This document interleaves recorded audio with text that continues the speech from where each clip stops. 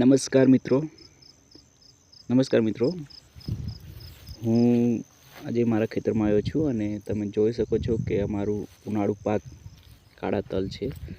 સરસ મજાનો ફળ આવ્યો છે અને અત્યારે પાણી ચાલુ છે. જોઈ શકો છો તમે ફળ કેવો છે, સરસ.